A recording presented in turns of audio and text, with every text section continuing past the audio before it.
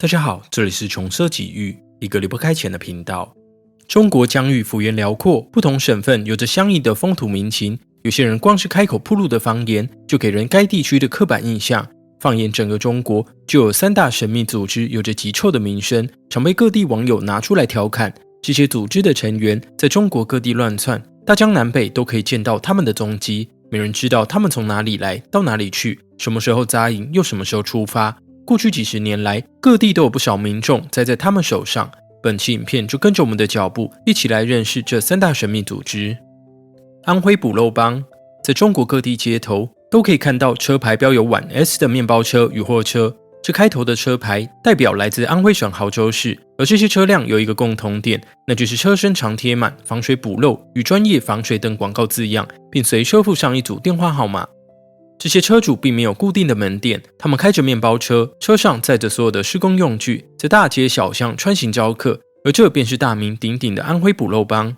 以上形象就是多数中国人对捕肉帮的印象。在许多年前，中国城镇化发展还处于初级阶段时，当时许多人民都还住在老式平房跟瓦房里，这些房屋年久失修，很容易漏水，常导致居住品质低落。即使是公寓组房，楼房防水也是非常重要的工程，处理不好容易导致街坊的冲突。而在中国城市发展的过程中，许多老旧社区未能获得整改，住户们为了正常居住，因此衍生出庞大的修缮需求。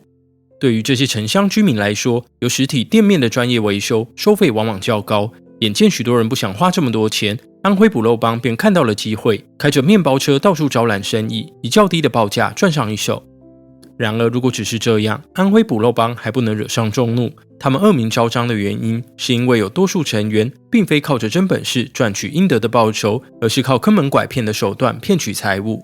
安徽捕肉帮有两种手段搭配着使用，一是模糊报价，二是先拆再要钱。举例来说，一般浴室防水工程正常的行情会落在人民币5000元左右，而安徽捕肉帮便会开出几百块的低价，吸引顾客上门。之后到了现场，捕肉帮会打着免费拆检的名义，将整个浴室拆除检查。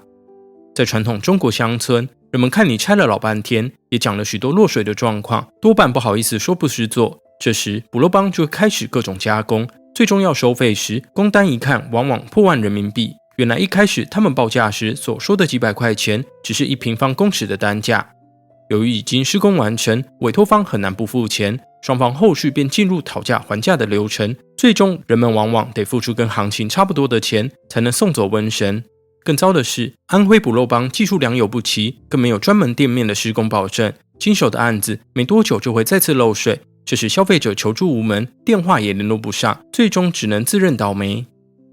新疆切糕帮，切糕是新疆传统美食马仁堂的俗称，其制作工序复杂，主要由各种坚果仁制成，内含的原料包括核桃仁、玉米饴、葡萄干、葡萄汁、芝麻、玫瑰花、巴丹杏等食材，再以糖浆粘合，经过压缩产制成品。马仁堂有着悠久的历史，早在古代丝路时期，新疆作为商队往来的重要交通枢纽，是很重要的食物补给站。而马仁堂易保存、易携带与高热量的特点，满足长途旅团的需求，这种食物就此成为新疆特产，一直来到今天。在新疆当地，马仁堂通常会被切成2公分宽的小块贩售，但出了新疆，这种食品多半以完整块状展示给客人。人们要购买时，会先告知所需大小，业者现场再现切现卖，也因此被称为切糕。而这个行业的猫腻就藏在现切这个动作上。我们前面提过，切糕透过压缩制成，很小的体积就拥有很沉的重量，而这类食品多半称重计价，也因此第一次购买的人很容易就错估了所选的价格。在购买切糕时，店家会示意消费者比划一下要购买的大小，当被告知只想切一点尝鲜时，店家都会答应只切一小块，但等到真正下刀时，虽然一开始看起来符合消费者的要求，但这刀往往越下越歪。即使买方紧急喊停，店家多半装聋作哑不做理会，直到整刀切断以后，分离出来的饼块往往重达半斤以上，称重计价常超过人民币几百块钱。到了这里，感到受骗的消费者脸皮薄的可能就付钱了事，就算想跟摊家据理力争，也很难讨得好去。原来这些切糕党常团体行动，如果消费者拒绝购买，很快就有许多人从附近一拥而上，这些人会帮着摊家跟你大声理论，更有人拿着切刀威胁说切下来就必须买走，多数消费者为了息事宁人，常常会选择花钱消灾。切糕党惹出最知名的事件，莫过于2012年湖南豫阳市的天价切糕案。当地村民在向摊家购买切糕时，双方发生了争执，之后连带引发群殴。这起事件也跟切糕党的惯用手法有关，但最受网友关注的是当地公安局一开始宣称，切糕店家在这次的混战中损失的切糕价值高达人民币16万元，夸张的数字引起全网哗然。不少网友调侃说，16万的切糕堪比硬通货，还有人讽刺说，买块切糕堪比买房缴头期款。如此高昂的报价，似乎也坐实了许多切糕党漫天喊价的手法。天津麻花帮，天津麻花是当地的特色传统名店，但中国民间一直流传一种说法，天津有2种当地人都不吃的特色美食，第一是旅游景区的狗不理包子，第二就是麻花车上的天津大麻花。与安徽捕肉帮类似，天津麻花帮也会驾驶货车在各地叫卖，车上清一色写着天津大麻花招手即停等字样，细看车内会有一个透明玻璃制成的外罩，而贩售用的麻花就放在外罩里面，看似简单的商品让无数中国人民中招。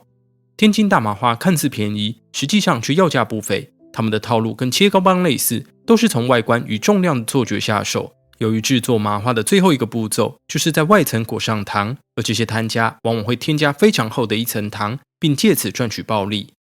一般来说，天津大麻花每斤只卖人民币30元，但层层上糖后的大麻花一根可能就有3到5斤重，这导致有些顾客明明说了只要一根尝鲜，但最终买回家就花了150块人民币。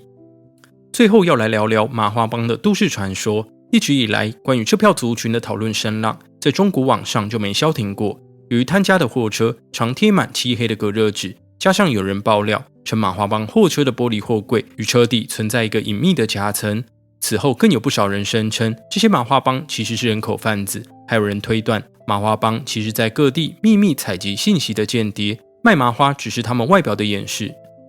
类似的传闻在网络上不胫而走，近年更有不少网友发起追踪天津大麻花的活动，他们自发性追踪麻花帮的车辆，希望找出真相。不过截至目前为止，人们还没有发现任何有意义的证据来支持上述的指控。